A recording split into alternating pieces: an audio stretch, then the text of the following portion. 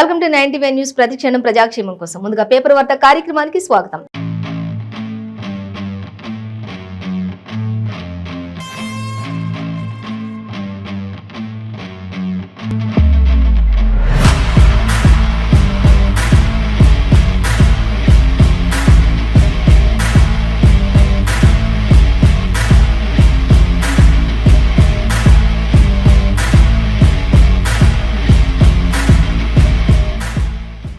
ఈ రోజు మన ముందు నమస్తే తెలంగాణ, ఆంధ్రజ్యోతి, వెలుగు దినపత్రికలు ఉన్నాయి. ఏ దినపత్రికలో ఏ వార్తలు ఉన్నాయి అనేది మనం మొదటిగా చూసుకున్నట్లయితే ఫస్ట్ మనం వెలుగు దినపత్రిక చూసుకుందాం. వెలుగు దినపత్రిక చూసినట్లయితే ఫస్ట్ మనకి వెలుగు దినపత్రికలో ఇంటర్లో తగ్గిన పాస్ పర్సెంటేజ్ అనేది ఒకటి మెయిన్ హెడ్లైన్ గా కనిపిస్తుంది. ఆ తర్వాత అడిగితే అణచివేత అంటూ ఆర్టీసీ సమ్మె నుంచి జేపీఎస్ల దాకా బెదిరింపులే జరుగుతూ ఉన్నాయి అనేది మనకు ఒక వార్త అయితే సంచలనంగా కనిపిస్తుంది. సో అవి మెయిన్ గా మనకి డీటెయిల్స్ ఇచ్చారు. సో ఆ తర్వాత మళ్ళీ మనం మరొక వార్త చూసినట్లయితే సమ్మె నుంచి వెనక్కి తగ్గం అంటూ కూడా చెప్తూ ఉన్నారు. మరి ఎవరు ఏంటి అని కూడా మనం డీటెయిల్ గా చూసుకుందాం. ఆ తర్వాత మరొక వార్త మనం చూస్తే గొడ్డు చాకిరీ చేయించుకుని హక్కులు లేవంటారంటూ కూడా క్వశ్చన్ చేస్తూ ఉన్నారు. ఇక దానికి సంబంధించి డీటెయిల్స్ చూద్దాం. ఇక నేటి నుంచి సీఎం కేసీఆర్ ప్రధాన సలహాదారుగా సోమేష్ కుమార్ ఉండబోతున్నారు అనేది కూడా మనకి ఐఏఎస్ ఆఫీసర్ అనేది కూడా మనకి ఇక్కడ ఇచ్చారు. సో అవి కూడా డీటెయిల్స్ చూద్దాం. ఇక హైదరాబాద్ కు టెర్రరిస్టుల లింకులు అనేది కూడా ఇచ్చారు. ఇక ఉగ్రవాదులను మరి హైదరాబాద్ లోనే మరి పట్టుకున్నట్లుగా కూడా తెలుస్తుంది. ఉగ్రవాదులు ఇక్కడ సంచరిస్తున్నారు అనేది కూడా వార్తలు మనకి తెలుస్తున్నాయి. సో అది కూడా తెలుసుకుందాం. ఇక ఈ కొడుకుల్ని సెక్రటరియేట్ కు ఎట్లా రాణిస్తామంటూ కూడా మరి శ్రీనివాస్ యాదవ్ మాట్లాడుతున్నటువంటి పరిస్థితి ఇక్కడ ఎంత దారుణమైన పరిస్థితి కనిపిస్తుందంటే అవి కూడా మనం డీటెయిల్స్ గా చూసుకుందాం. సో ఇంకా మనం ఫస్ట్ ప్రధాన హెడ్లైన్ చూసినట్లయితే ప్రధాన హెడ్లైన్స్ కి సంబంధించిన డీటెయిల్స్ చూసినట్లయితే ఇంటర్లో తగ్గిన పాస్ పర్సెంటేజ్ అంటే పోయినేడు సెకండ్ ఇయర్లో 67.16% ఉంటే ఈసారి 63.49% మాత్రమే వచ్చింది. లాస్ట్ ఇయర్తో పోల్చుకున్నట్లయితే ఈసారి చాలా వరకు తగ్గుముఖం పట్టింది ఇంటర్లో పాస్ పర్సెంటేజ్ అనేది తెలుస్తుంది. సో విద్యాశాఖ కొంత మరి వెనుకబడిందని చెప్పుకోవచ్చు అనేది కూడా ఇంటర్ సంబంధించి మనకి ఇక్కడ ఇవ్వడం జరుగుతుంది. సో నిన్న ఇంటర్ రిజల్ట్ వచ్చిన నేపథ్యంలో మరి బాలికలదే పై చేయి అంటూ కూడా మనకి ఇవ్వడం జరుగుతుంది. సో అమ్మాయిలు ప్రతి దాంట్లో కూడా ఉత్తీర్ణతలు ముందుంటున్నారు అనేది కూడా మనకి ఇక్కడ ఇచ్చారు. సో ఇక పర్సెంటేజ్ విషయానికి వచ్చినట్లయితే మాత్రం లాస్ట్ ఇయర్ కంటే కూడా ఈ ఏడాది చాలా తక్కువగా ఉంది అనేది తెలుస్తుంది. గత ఏడాది ఫస్ట్ ఇయర్లో 63.32% ఉంటే ఈసారి 61.68% మాత్రమే ఉంది అనేది కూడా ఇచ్చారు. ఇక సర్కార్ కాలేజీలో సగం మందే పాస్ అయినట్లుగా తెలుస్తుంది. మిగతా వారంతా కూడా ఉత్తీర్ణ కాలేకపోయారు అనేది కూడా మనకి సర్కార్ కాలేజెస్కి సంబంధించి కూడా డీటెయిల్స్ ఇచ్చారు. సో ప్రైవేట్ కాలేజెస్లో అంతంత మాత్రం అరకొరగా మాత్రమే పర్సెంటేజెస్ కూడా ఈసారి ఉన్నాయి అనేది కూడా మనకి తెలుస్తుంది.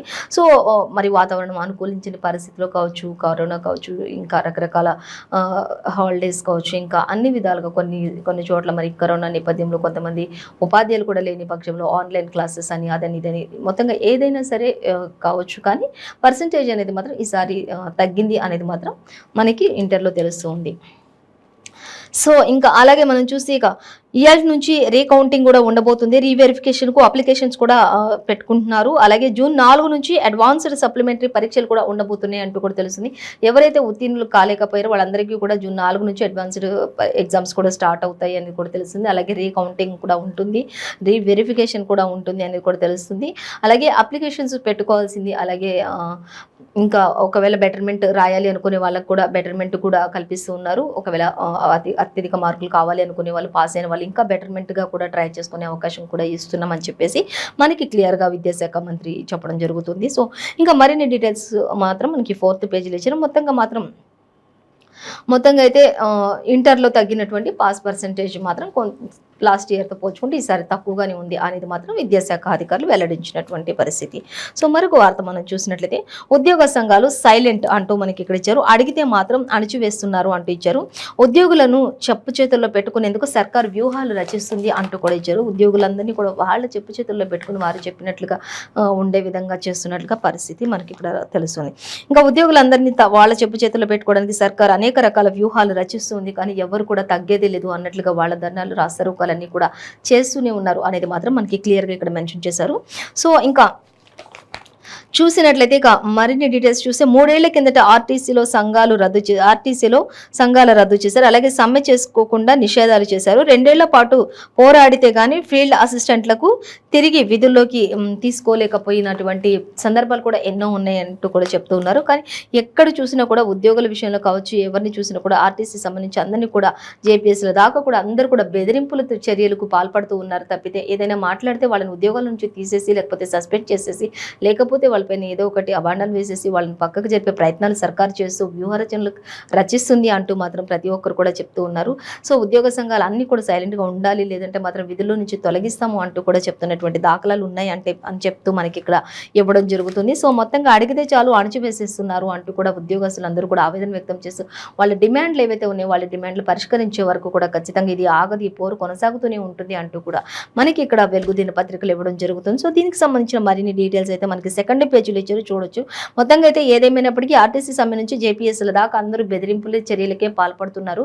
ప్రభుత్వ సర్కారు మొత్తం కూడా వాళ్ళ చెప్పు చేతుల్లో పెట్టుకోవడానికి ఉద్యోగులందరినీ కూడా సర్కారు వ్యూహరచనలు రచిస్తోంది అంటూ చెప్తున్నారు. అలాగే ఏదైనా విషయం గురించి అడిగితే మాత్రం వాళ్ళని అణచివేయటం, వాళ్ళని పక్కదారి పట్టించడం, లేదా వాళ్ళని అక్కడి నుంచి తీసివేసే ప్రయత్నాలే చేస్తున్నారు అనే విధంగా మాత్రం మరి ఉద్యోగస్తులందరూ కూడా వారి ఆవేదన వ్యక్తపరుస్తున్నటువంటి పరిస్థితి. ఎంత జరిగినా కూడా మా డిమాండ్లు పరిష్కరించే వరకు కూడా మేము తగ్గేదే లేదు అన్నట్లుగా మాత్రం వాళ్ళు ఇక్కడ క్లియర్గా మెన్షన్ చేసేసారు.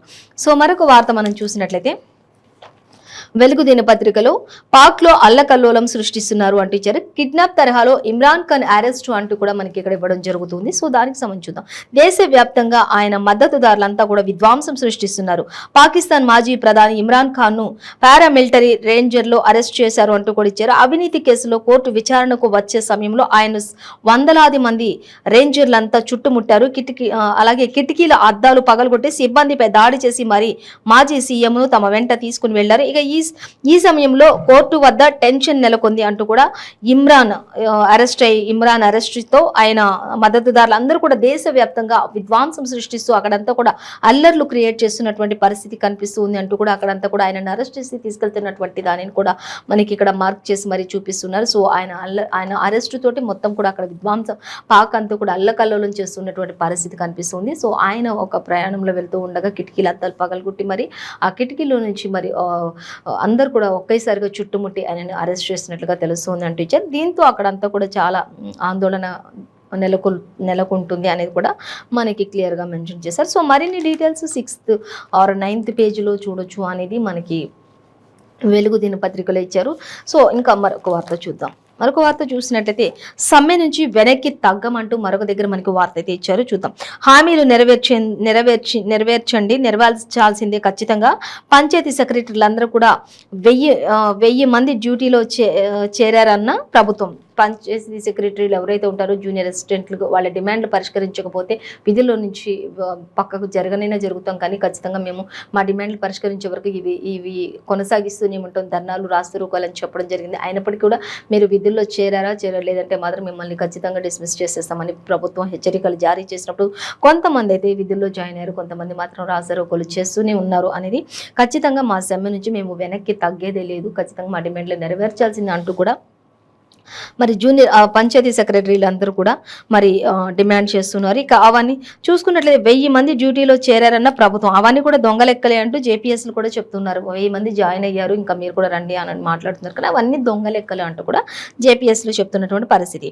విధుల్లో చేరాలని బతిమలాడిన కలెక్టర్లు చర్చల విఫలం కావడంతో ఇందుకు నోటీసులు కూడా జారీ చేసినట్లుగా తెలిసింది. విధుల్లోకి రావాలని చెప్పేసి కలెక్టర్లు అందరూ కూడా ధర్నా చేస్తున్న ప్రతి ఒక్కరిని కూడా బతిమలాడిన పరిస్థితి కూడా కనిపిస్తుంది.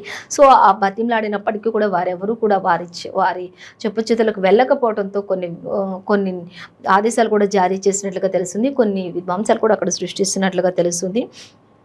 ఇంకా దీనికి సంబంధించి మరిన్ని డీటెయిల్స్ సెకండ్ పేజీలో చూడొచ్చు. అయితే ఎవరైతే మరి ప్రభుత్వం చెప్పుచేతుల్లోకి రావట్లేదు వాళ్ళందరికీ కూడా నోటీసులు జారీ చేసినట్లుగా కూడా తెలుస్తుంది అనేది మనకి ఇక్కడ క్లియర్గా మెన్షన్ చేశారు. సో చూద్దాం. గొడ్డు చాకిరీ చేయించుకొని హక్కులు లేవంటారా అంటూ కూడా వాళ్ళు క్వశ్చన్ చేస్తున్నటువంటి పరిస్థితి కూడా మనకి ఇక్కడ అర్థమవుతుంది. జేపీఎస్లను గ్రేడ్ 4 ఉద్యోగులుగా గుర్తించాలి అంటూ కూడా రేవంత్ కూడా డిమాండ్ చేస్తున్నారు. ఖచ్చితంగా వాళ్ళ డిమాండ్లను పరిష్కరించండి, వాళ్ళ డిమాండ్లకు ఎందుకు వాళ్ళని ఆ విధంగా చేస్తున్నారు అంటూ కూడా వాళ్ళ పక్షంగా నేను కూడా మద్దతు తెలుపుతున్నాను అంటే రేవంత్ రెడ్డి కూడా వాళ్ళకు మద్దతు తెలుపుతూ ఉన్నట్టుగా పరిస్థితి మనకి ఎక్కడైతే ఇచ్చారు. అలాగే జాబ్‌లోంచి తీసేస్తానని చెప్పేసి జాబుల్లో నుంచి తీసేస్తాను అని చెప్పి సర్కారు ఉద్యోగస్తులను మాట్లాడడం ఒక దిగజారుడుతనానికి నిదర్శనంగా కనిపిస్తుంది. ఆ విధమైన మాటలు సర్కారు మాట్లాడొచ్చా ఉద్యోగస్తులపై అంటూ కూడా ఆయన రేవంత్ రెడ్డి ఫైర్ అవుతూ ఉన్నారు. వాళ్ళ ఉద్యోగాల కోసం, వాళ్ళ ఫ్యామిలీస్‌ని పోషించుకోవడం కోసం మరి అరకొర జీతాలతోటి కుటుంబాలను చాలీచాలని జీతాలతోటి కుటుంబాలన్నీ రోడ్డున పడుతున్న పరిస్థితిలో వాళ్ళు కొన్ని డిమాండ్స్ చేస్తున్న పరిస్థితిలో వాళ్ళని ఉద్యోగాల నుంచి తొలగిస్తాం, మీకొచ్చే వాటితోటి సరిపెట్టుకోండి అనడం ఎంతవరకు సమంజసం అంటూ కూడా రేవంత్ రెడ్డి మరి సర్కార్పై కూడా మరి క్వశ్చన్ చేస్తూ ఆయన ఫైర్ అయినటువంటి పరిస్థితిని కూడా మనకి వెలుగు దినపత్రికలో ఇచ్చారు. సో మరిన్ని డీటెయిల్స్ మనం సెకండ్ ఆర్ థర్డ్ పేజ్లో చూడొచ్చు. ఇక విధుల్లో చేరకుంటే వాళ్ళకే నష్టం అంటూ కూడా సర్కారు మళ్ళీ వాళ్ళకే ఎదురు ప్రశ్న వేస్తుంది, వాళ్ళకే ఎదురు సవాల్ విసురుతున్నట్లుగా తెలిసిన ఉద్యోగాల్లో చేరితే చేరండి లేకపోతే మీకే నష్టం అంటూ కూడా సర్కార్ మాత్రం నిమ్మకు నీరెత్తినట్లుగా చాలా కూల్గా మాట్లాడుతున్నటువంటి పరిస్థితి అయితే కనిపిస్తుంది. కానీ ఉద్యోగస్తులు ఎవ్వరు కూడా మేము తగ్గం, మా డిమాండ్లు నెరవేర్చాలి, పరిష్కరించాలి అంటూ మాత్రం వాళ్ళు మాత్రం కంకణం కట్టుకొని కూర్చున్నట్లుగా తెలుస్తుంది. ఇక సమ్మె విరమించుకుంటే కఠిన నిర్ణయాలు కూడా తీసుకుంటామంటూ మంత్రి ఎర్రబెల్లి కూడా ఒక స్టేట్మెంట్ ఇచ్చినట్లుగా తెలుస్తుంది. ఖచ్చితంగా మీరు సమ్మె విరమిస్తారా లేకపోతే ఒక కఠినమైన నిర్ణయం తీసుకోమంటారా అంటూ కూడా క్వశ్చన్ చేస్తున్నారు. విధుల్లో చేరకుంటే కూడా మీకే నష్టం అంటూ కూడా ఆయన చెప్పడం జరుగుతుంది. సో ఇవన్నిటికి సంబంధించి రేవంత్ రెడ్డి కూడా ఇతర ప్రతిపక్షాలు కూడా ఫైర్ అవుతూ స్పందించినట్లుగా అయితే మనకి ఇక్కడ తెలుస్తుంది. సో మరిన్ని డీటెయిల్స్ సెకండ్ పేజ్లో చూడొచ్చు. అయితే మరొక వార్త చూద్దాం.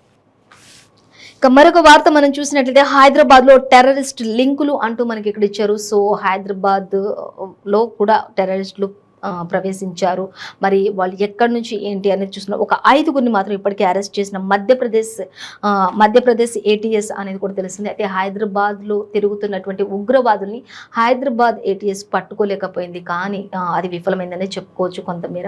కానీ మధ్యప్రదేశ్ నుంచి ఎవరైతే ఉన్నారో అక్కడి నుంచి వచ్చి మరి ఈ ఉగ్రవాదుల్ని పట్టుకున్నటువంటి పరిస్థితి కూడా మనకి ఇక్కడ తెలుస్తుంది. సో దీనికి సంబంధించిన మరిన్ని డీటెయిల్స్ కూడా మనం చూడొచ్చు.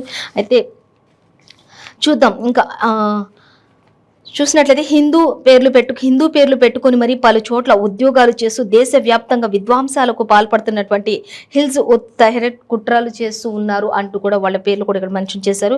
ఇక పరారీలో కూడా మరో కొంతమంది ఉన్నట్లుగా మరి తెలుస్తూ ఉంది. ఇంకా సానుభూతి పరుడు, ఎయిర్ గన్, అలాగే పైలట్స్ జిహాదీ సాహిత్యం స్వాధీనం చేసేసుకున్నారు. మొత్తంగా మాత్రం ఒక 5గురు టెర్రరిస్టులను మాత్రం హైదరాబాద్ మహానగరంలో పట్టుకోవడం జరిగింది. మరి కొంతమంది పరారీలు కూడా ఉన్నట్లుగా తెలుస్తుంది. హిందువుల పేర్లు పెట్టుకొని హైదరాబాద్లో కొంత ఉద్యోగాల పేరుతోటి ఇక్కడే సంచరిస్తూ మరి ఒక ఉగ్రవాదం సృష్టించడానికి ప్లాన్ తోటి ఉన్న నేపథ్యంలో నిజంగా మధ్యప్రదేశ్ ఏటీఎస్ అధికారులు పట్టుకోవడం జరిగింది అనేది తెలుస్తుంది. సో ఇది గనక పట్టుకొని ఉండకపోతే ఎంతో విధ్వంసం హైదరాబాద్లో ఉగ్రవాద రూపం దాల్చేవారు అనేది కూడా మనకి అర్థమవుతుంది. సో దీనికి సంబంధించిన మరిన్ని డీటెయిల్స్ మాత్రం మనకి సెకండ్ పేజ్లో క్లియర్గా మెన్షన్ చేశారు. సో దాని గురించి తెలుసుకోవచ్చు. సో అలాగే మరొక వార్త మనం చూసినట్లయితే ఇక్కడ ఈ కొడుకుల్ని సెక్రటరియేట్కు ఎట్లా రాణిస్తామంటూ క్వశ్చన్ చేస్తూ ఉన్నారు. చూద్దాం. ఇక రేవంత్ సర్నాలిటీ ఇంత అనేది కాంగ్రెస్ బీజేపీ నేతలపై తలసాని తిట్ల పురాణం ప్రారంభించారు అనేది కూడా తెలిసింది.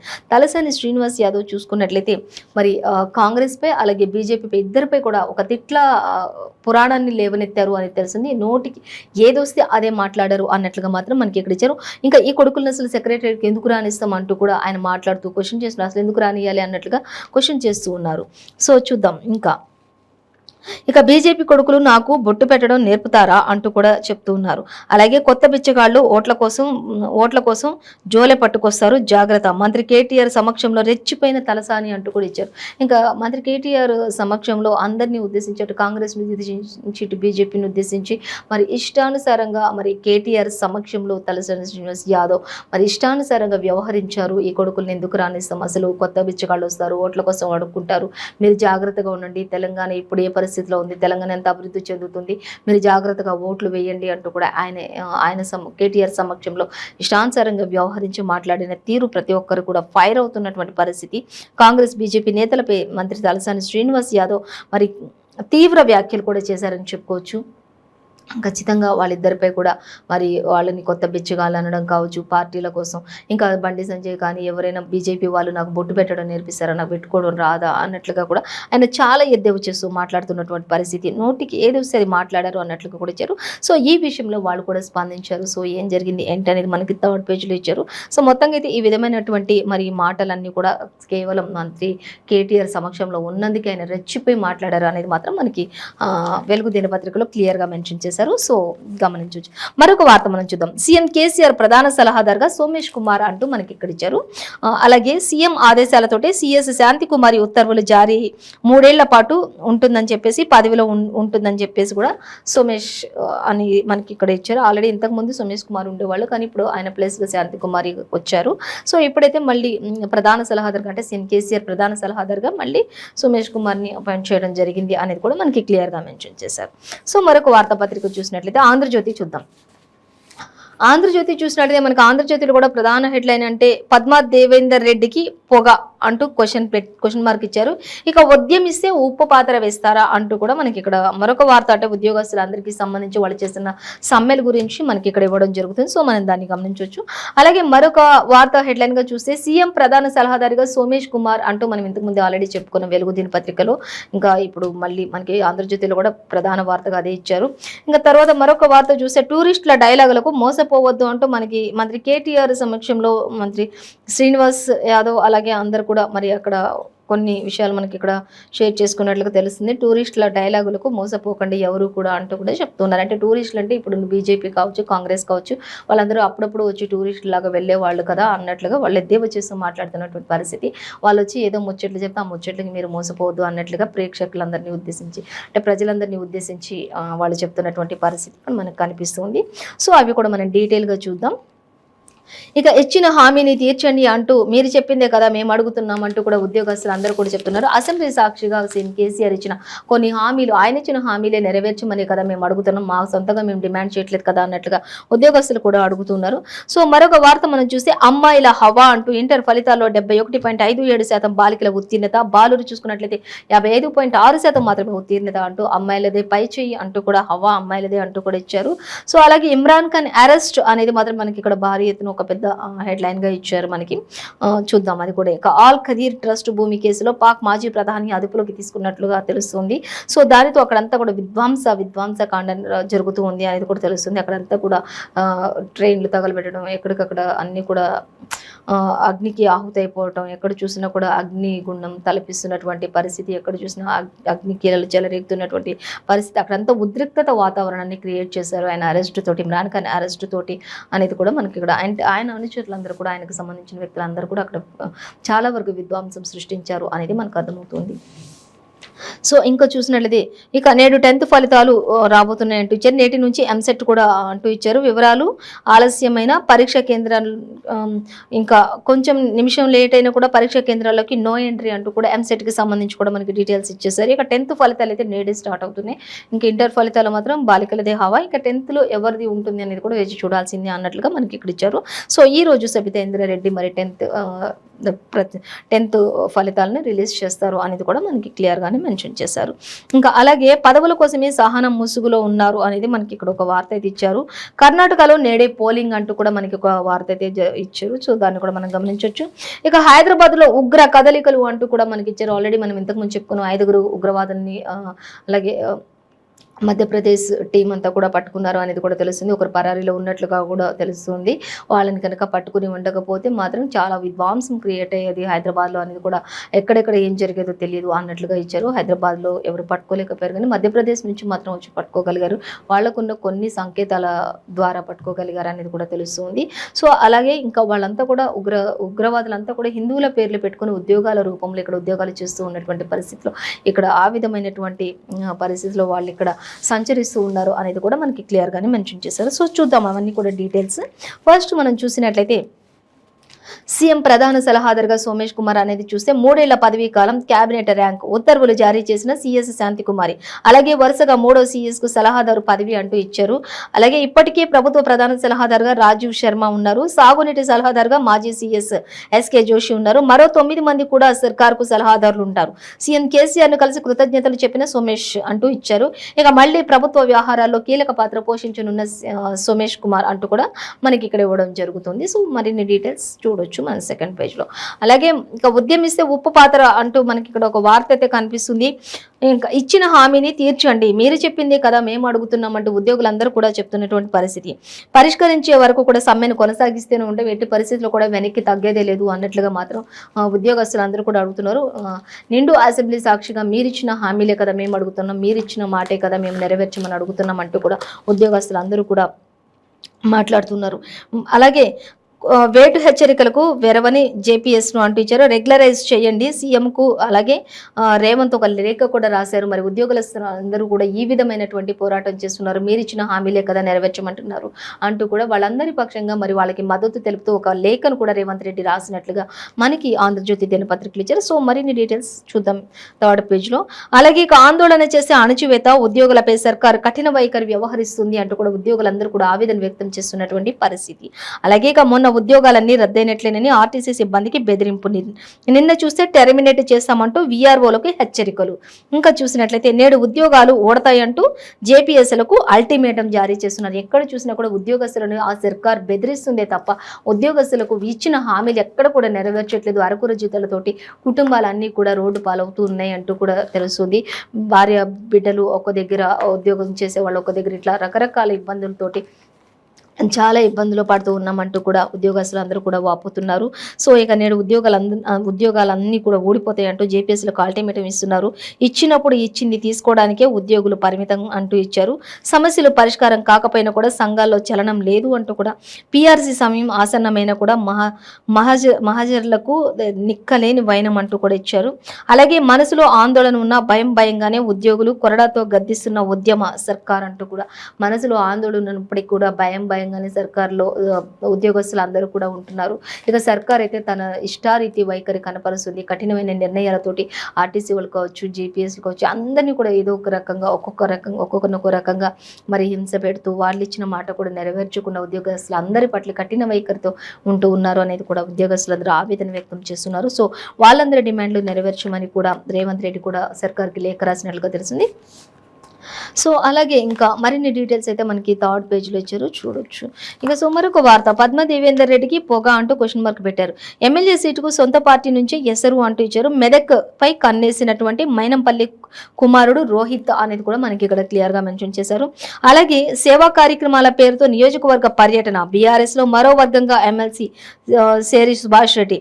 అలాగే ఇఫ్కో సమావేశంలో అమిత్ షాను కలిసిన పద్మ భర్త, పద్మకు మంత్రి పదవి ఎందుకు ఇస్తారన్న రఘునందన్ దంపతుల చూపు. ఇక బీజేపీ పైనున్న ఊహాగానాలు, ప్రచారాన్ని ఖండించిన ఇఫ్కో డైరెక్టర్ దేవేందర్ రెడ్డి అంటూ కూడా మనకి ఇవ్వడం జరుగుతుంది. సో మొత్తంగా అయితే పద్మ దేవేందర్ రెడ్డికి పొగ మరి సొంత పార్టీలోనే ఎదురైంది అనేది మనకి క్లియర్గా మెన్షన్ చేశారు. సో మరిన్ని డీటెయిల్స్ మనం థర్డ్ పేజ్లో అలాగే 8th పేజ్లో చూడొచ్చు అనేది ఇచ్చారు. సో గమనించవచ్చు. మరొక వార్త మనం చూస్తే ఇమ్రాన్ ఖాన్ అరెస్ట్ అంటూ ఇచ్చారు. ఆల్ ఖదీర్ ట్రస్ట్ భూమి కేసులో పాక్ మాజీ ప్రధాని అదుపులోకి అంటూ ఇచ్చారు. సో అలాగే ఇంకా కిటికీ అద్దాలు పగలగొట్టి మరి అరెస్ట్ చేశారు. కాలర్ పట్టి వ్యాన్లోకి ఎక్కించిన వైనం అంటూ కూడా తెలుస్తుంది. ఇంకా ఒక్కసారిగా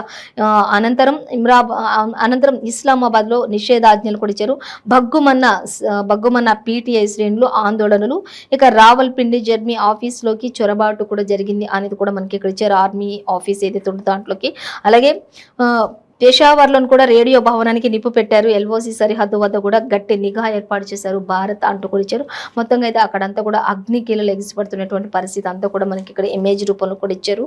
అక్కడ చాలా వరకు ఉద్రిక్తత వాతావరణం నెలకొంది అనేది తెలుస్తుంది.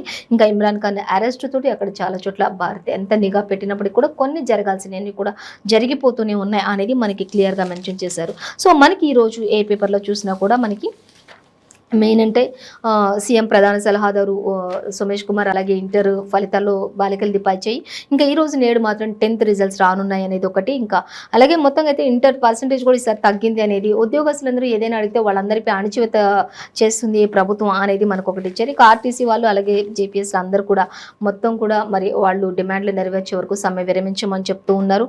అలాగే ఇంకా అటు శ్రీనివాస్ యాదవ్, మంత్రి కేటీఆర్ సమక్షంలో మరి ప్రతిపక్షాలన్నిటిపై విరుచుకుపడినటువంటి వ్యాఖ్యలు, ఇంకా చూస్తే హైదరాబాద్లో టెర్రరిస్టుల లింకులు కూడా ఉన్నాయి, వీటిపై కూడా ప్రభుత్వం తగిన జాగ్రత్తలు తీసుకోవాల్సింది అంటూ ఇట్లా ప్రతి పేపర్లో కూడా మనకి యాజ్ ఇట్ ఈస్గా ఇచ్చారండి. సో ఇదండి ఇవాళ పేపర్ వార్త కార్యక్రమం విశేషాలు. మరో పేపర్ వార్త కార్యక్రమంతో మళ్ళీ రేపు కలుసుకుందాం. అంతవరకు చూస్తూనే ఉండండి 95 న్యూస్.